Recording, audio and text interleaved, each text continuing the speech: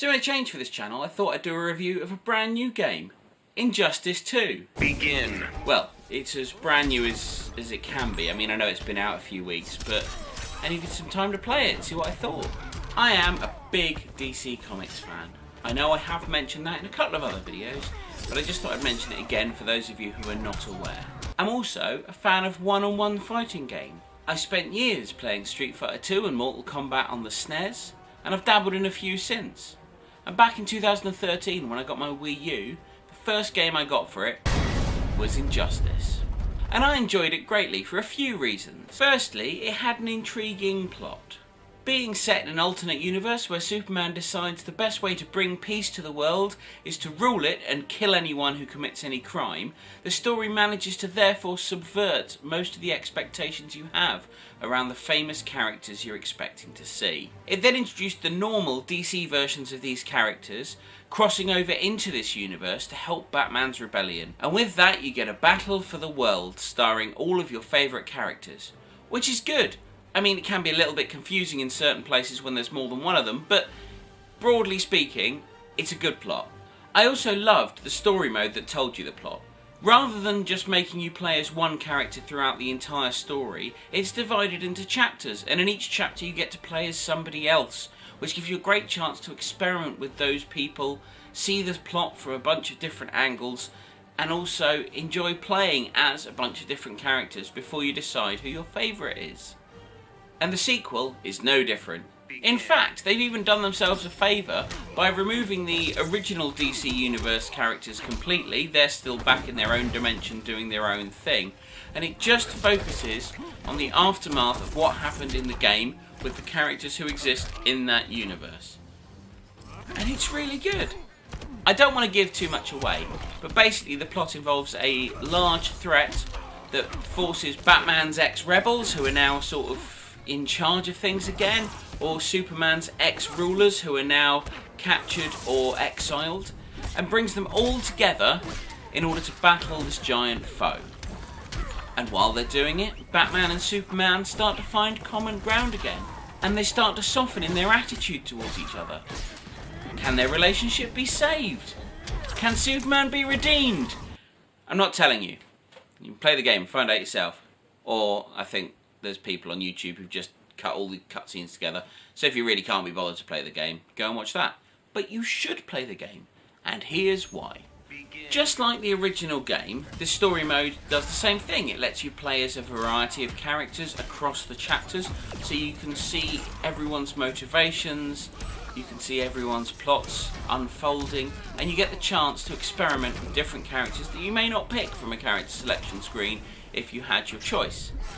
Also, as a step up from the original game, Injustice 2 gives you branching paths at several points, so you can do the fights as one person or another person, and then there's a point where the plotline entirely diverts, and you have to choose which side you're going with to see what happens at the end, and the entire ending is then different.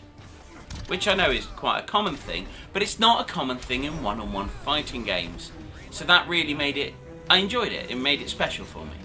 Now, way back in my first ever Brawny's Great Video Games playthrough, which I'm not going to link to here because it's a terrible video, it's in standard definition and for some reason the aspect ratio is entirely wrong, I reviewed Soul Calibur. No, I didn't, I reviewed Soul Blade.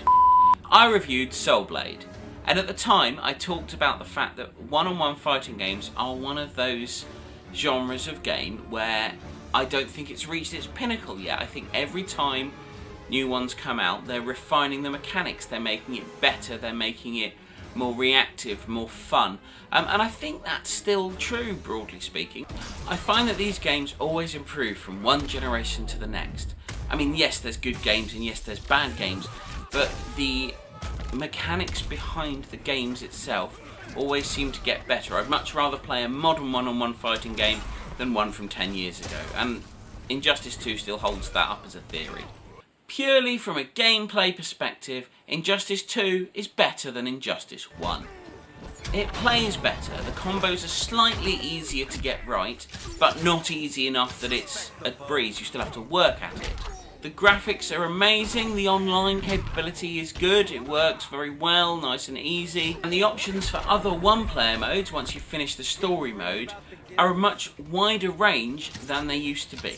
In the original game, once you'd finished the story mode, the other one-player mode options were all variants on the traditional tower-style progression. So you know what I mean, the game picks you out a selection of opponents, however many the mode says you are going to fight, and then you just work your way through them one at a time, get to the end, yay, you've completed that mode. It hasn't changed much since the 90s. That's what you did in Mortal Kombat, that's what you did in Street Fighter 2. Injustice 2, on the other hand, takes a slightly different approach. You've got the multiverse mode, which, as a side note, you'll notice a lot of this footage is from, because I didn't record myself playing the story mode because I was having too much fun just playing the story mode and totally forgot. The multiverse is an ever-changing portal which takes you into different worlds that change and update every few days, which give you different sets of challenges. So there's still little runs of people you have to fight, but there are often different versions of those characters, or there are some special modifiers in place, or there's certain things you have to do or not do, or sometimes there's a boss character.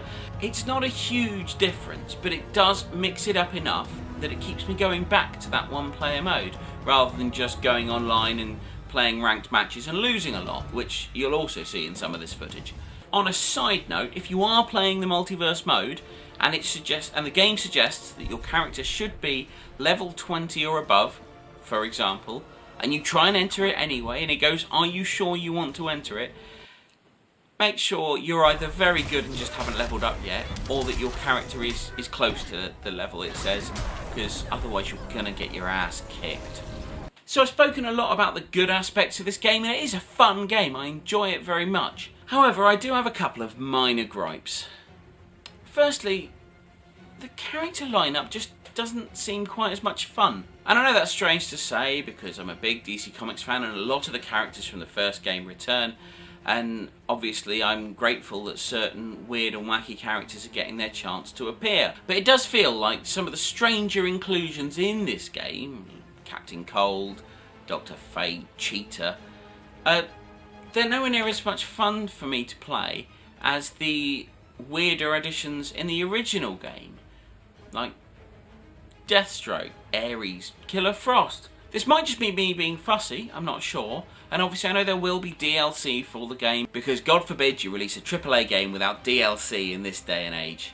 But the characters are fine, they're just not quite as engaging as the previous set.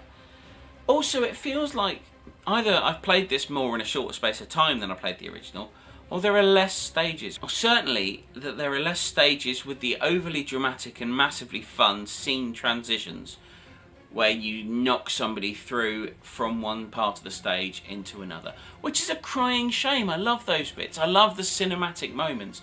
The super moves are all there, they're all good. I enjoy everyone's super move, I've got no problems in that front.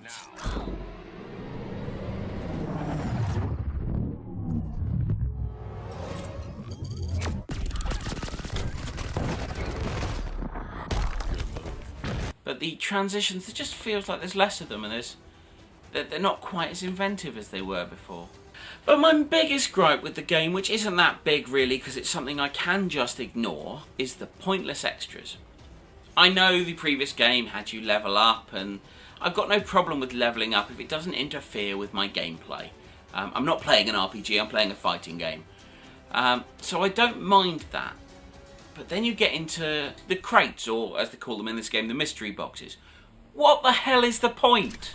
It just feels stupid to me. These boxes contain what the game calls gear, so it's upgrades and modifiers and changes to your costume and new skins and everything else, which is great. I don't mind that. I don't mind earning those randomly, because the game also gives you in-game currency that you can earn, and you can use that to buy things if you want to buy particular things. And I recommend buying the John Stewart Green Lantern skin, because who doesn't want to play as John Stewart?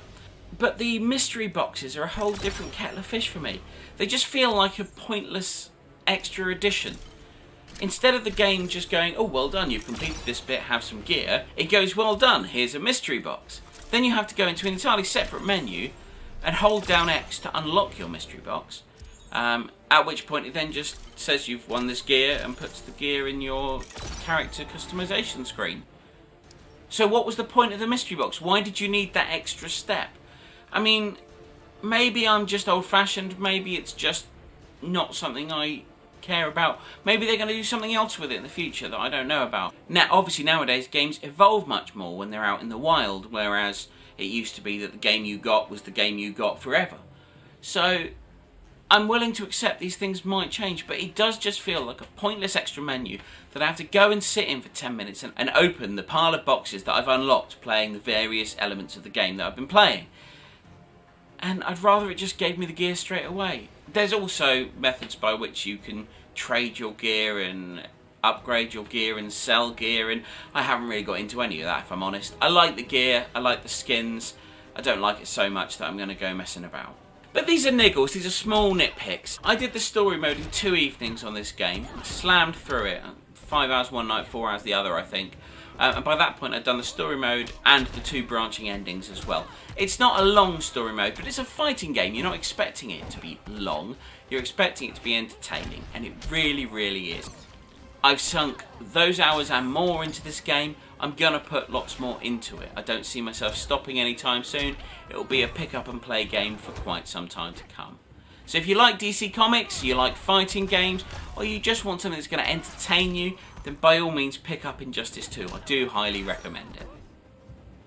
Thanks very much for watching. I hope you enjoyed my video. Should I review more new games, or should I go back to the retro stuff? You decide. Well, by you decide, I mean give me some feedback and I'll figure out what I'm going to do. So please do leave a comment. Write to me on Facebook, Twitter. I'll put all the details in the link below. See you next time.